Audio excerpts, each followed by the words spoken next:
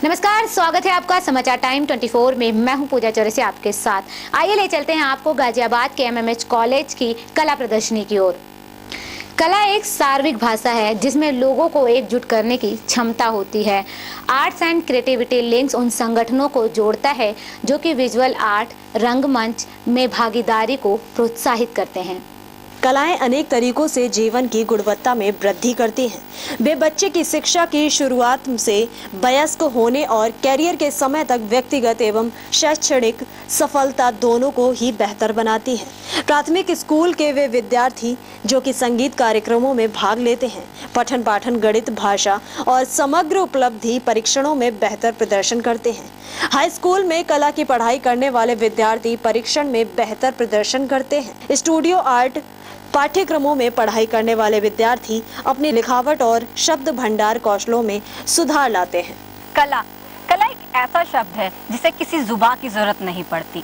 MMH college की कला प्रदर्शनी में हम आज एक ऐसे ही कलाकृतियों को देखेंगे जो कुछ ना कहकर भी बहुत कुछ बयां करती हैं। प्रदर्शनी का उद्देश्य ये है कि विद्यार्थी पूरे 2 वर्ष तक अपने काम करता है, कलाकृतियाँ बनाता है, उनका निर्माण करता है, लेकिन अगर वो उसको प्रदर्शित करना नहीं सीख पाता, उसको उसकी जानकारी नहीं होती, उसके नियम क्या हैं, उसके तरीके क्या हैं, तो फिर उसका पूरा कला का ज्ञान हमें लगता है कि एक तरह से अधूरा रह जाता है। तो इस पाठ्यक्रम के इस हिस्से में हम लोगों ने 100 नंबर का एक प्रदर्शनी आयोजन रखा है और प्रदर्शनी आयोजन में जो पूरा सिस्टम है, इस पूरे सिस्टम में एक जो तरीका है, जो लगाने का ढंग है, जो लाइट है, कैटलॉग है, जो फ्रेमिंग है, ये कैसे की जाए, डिस्प्ले कैसे किया जाए, ये सारा उसको यहाँ पर हम बताते हैं और इसको वो करके दिखाता है, जिसको परीक्षक आ करके देखते हैं और उसको फिर अपना आगे उसकी मार्किंग करते हैं। अब यहाँ एक आपने सवाल पूछा है कि इसका मूलभूत जो स्वरूप है वो समाज के लिए कैसे उपयोगी है, क्योंकि विद्यार्थी जो है वो समाज का हिस्सा है, वो विभिन्न समाजों से आता है और वो यहाँ से जब जाता है तो विभिन्न समाजों में जाता है। आपने देखा कि हमारे इस कोर्स में लड़कियों की संख्या ज़्यादा है, तो लड़कियाँ इस कदर इस कला के लिए उपयोगी हैं कि वो एक जगह से आती हैं और दूसरी जगह जाती हैं। तो अगर उनमें कलात्मकता है तो अपने परिवार को तो वो कलात्मक बनाती हैं, जिस परिवार में वो जाती हैं उस परिवार को भी वो कलात्मक बनाती हैं और वहाँ पर भी कला की समझ बढ़ती है। यहाँ चूँकि वो रह कर के पढ़ी हैं, उनके गार्जियंस को पता है कि इसमें कितना परिश्रम, कितना समय, कितना धन लगता है। ऐसे जब वो आगे जाती हैं और काम करती हैं तो लोगों को समझ में आता है।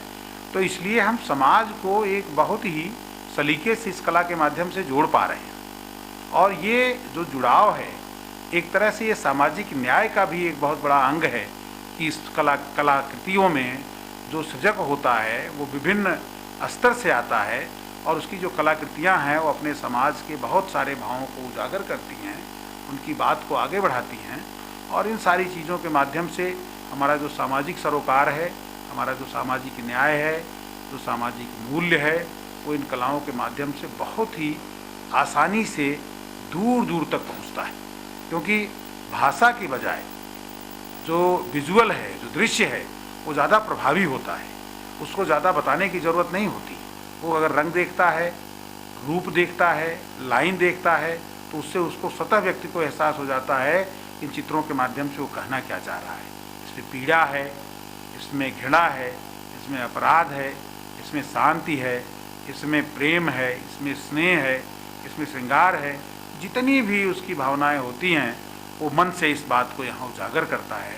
और एक बात आपको मैं यहाँ और बताना चाहूँगा कि देश की और दुनिया की बहुत प्रतिष्ठित साहित्यकार डॉक्टर चित्रा मुदगल जब इस प्रदर्शनी का उद्घाटन करने आई थी तो उन्होंने बहुत ही सुंदर शब्दों में कहा कि इन बच्चों ने जो रंगों का रसायन तैयार किया है, तो इसको जो नाम उन्होंने दिया रंगों का रसायन, ये रंगों का रसायन हम तो पहली बार इस शब्द को हिंदी में जब सुनते हैं, जिसको हम केमिस्ट्री ऑफ कलर्स कहते हैं क्या,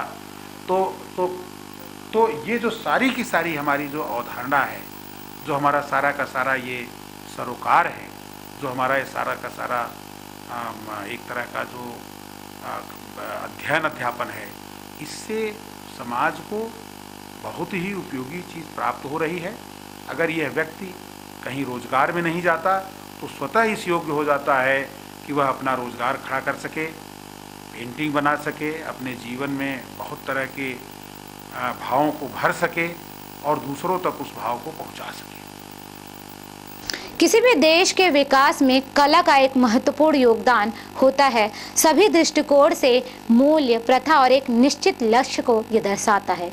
सभी आर्थिक, सामाजिक एवं अन्य गतिविधियों में संस्कृति एवं रचनात्मक का समावेश होता है। विविधताओं का देश भारत अपनी विभिन्न संस्कृतियों के लिए जाना जाता है। भारत में लोक परंपराओं, कला प्रदर्शन, धार्मिक संस्कारों एवं अनुष्ठानों, चित्रकारी एवं लेखन के क्षेत्रों में एक बहुत बड़ा संग्रह मौजूद है, जो मानवता की अमूर्त सांस्कृतिक विरासत के रूप में जाना जाता है।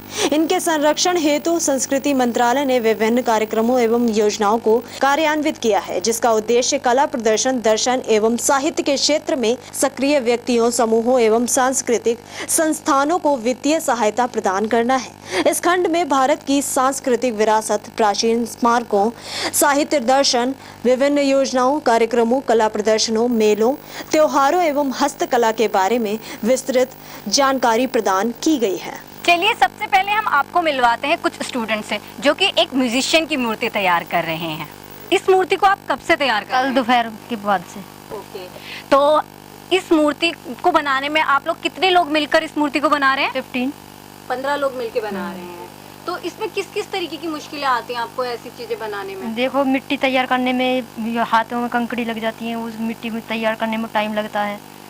सबसे पहले तो ये 5 कांच भी लग जाते हैं। और आप मतलब इसको, इसमें जो क्रिएटिविटी होती है उस तरीके को कि हमें हाँ इस तरीके की चीज़ तैयार करनी है, ये सब आपके दिमाग में किस तरीके से आता है? आर्टिस्ट हैं तो सभी बच्चे आपस में डिस्कशन करते हैं आपस में। अच्छा, कि पहले थीम तैयार किया जाता है कि आप लोग उसके टॉपिक के बारे में डिस्कस करते हैं कि हम लोगों को क्या बनाना है, क्या नहीं बनाना है। ठीक है, ओके, धन्यवाद। जैसा कि आप देख सकते हैं हमारे पीछे कितनी खूबसूरत पेंटिंग्स लगी हुई हैं। आइए यहाँ के स्टूडेंट्स से जानते हैं कि उन्होंने इन पेंटिंग्स को बनाने में कितना टाइम लिया और उन्होंने किस तरीके से ये पेंटिंग बनाई है। अच्छा, आप मुझे इस पेंटिंग के बारे में कुछ बताएंगे?